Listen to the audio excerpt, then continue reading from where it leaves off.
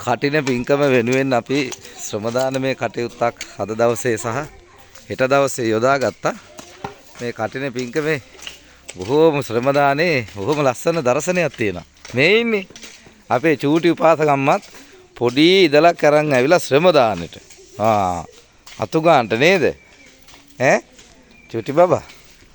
නම මොකද්ද එයාගේ? නම ලෙච්චිලා සන්ධ්‍යා ප්‍රනාන්දු. ශ්‍රම දාන ඉවරනකම් ඉමු අපිත් එක්ක ඈ. අවුව නැද්ද ඔයාට?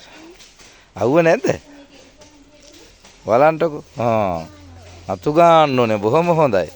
එකතු කරලා කුණු ටික අයින් දාන්න ඕනේ නේද? ශ්‍රම ගෙදරිද්දිත් අතු ගන්නවා. බොහොම හොඳ බබෙක් නේ. ගොඩක් හොඳයි. ඕ ටික ඔතනින් නවත්තන්න.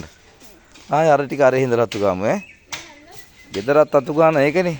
චූටි ඉදලකුත් හදලා දීලා නේද? කඩෙන්ද ගෙනාවේ?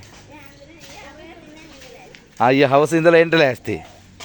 අතම්මත් එක්ක. හොඳයිනේ. පුතා අර ටිකත් අතු ගාමු නං ඈ. බුත් සරණයි වාට ඈ.